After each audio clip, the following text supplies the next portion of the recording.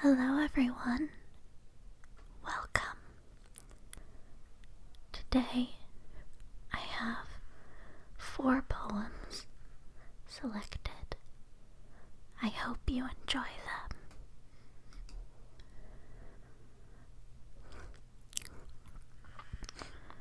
The first is by Leonie Adams. It's called Never Enough of Living.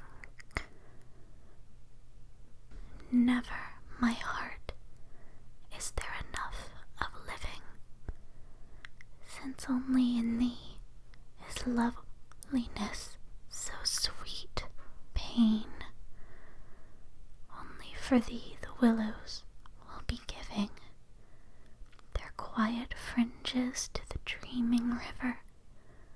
Only for thee, so the light grasses ever are hollowed by the print of windy feet, and breathe hill weather on the misty plain. And were no rapture of them in thy beat, for every hour of sky stillborn in gladness would the waters wear colors of all air translucently, and the stars sleep there. Gently, my heart, nor let one moment ever be spilled from the brief fullness of thine urn. Plunge in its exaltation star and star.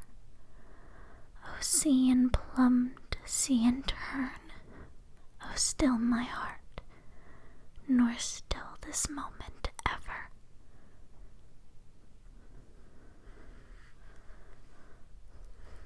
Next is My Song by Joseph Seaman Cotter, Sr.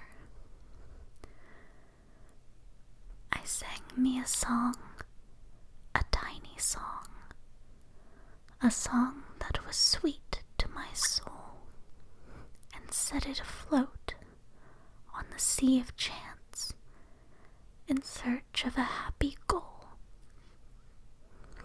I said to my song, go on,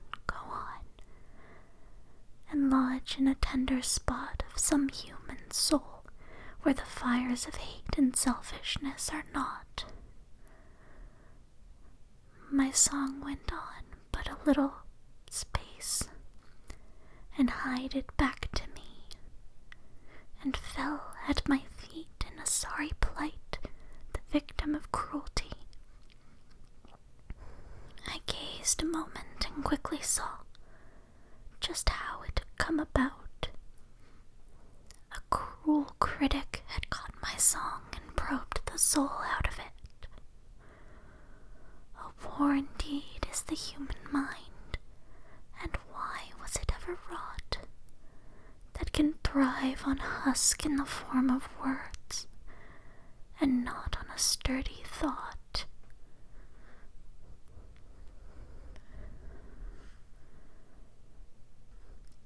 Silence by Babette Duish.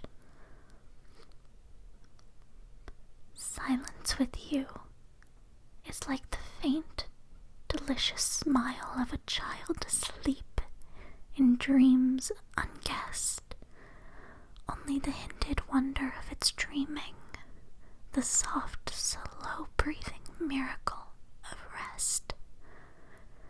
Silence with you is like a kind departure from iron clangor and the engulfing crowd into a wide and greenly barren meadow under the bloom of some blue-blossomed cloud, or like one held down upon the sands at evening, when the drawn tide rolls out and the mixed light of sea and sky enshrouds the far wind-billowed sails that move darkly on the edge of the night.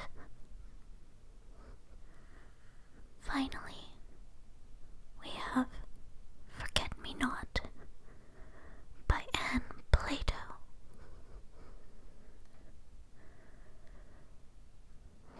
morning's misty hour, when the sun beams gently o'er each flower, when thou dost cease to smile benign, and think each heart responds with thine, when seeking rest among divine forget-me-not, when the last rays of twilight fall, and thou art pacing yonder hall, when mists are gathering on the hill, nor sound is heard to save mountain rill, when all around bids peace be still, forget me not, when the first star with brilliance bright gleams lonely o'er the arch of night, and when the bright moon dispels the gloom, and various are the stars that bloom and brighten as the sun and moon, forget me not, when solemn sighs the hollow wind, and deepened thought entraps the mind, if e'er thou dost in mournful tone e'er sigh because thou feel alone, or wrapped in melancholy prone, forget me not, when bird does wait thy absence long, nor tend unto its morning song, while thou art searching the stoic page, or listening to an ancient sage whose spirit curbs a mournful rage, forget me not, then when in silence thou dost walk, nor being round with whom to talk, when thou art on the mighty deep, and do in quiet action sleep, if we no more on earth do meet, forget me not, when brightness round thee long shall bloom, and melt remembering those in gloom, and when deep oblivion's shade this breathless, smouldering form is laid, and thy terrestrial body stayed, forget me not.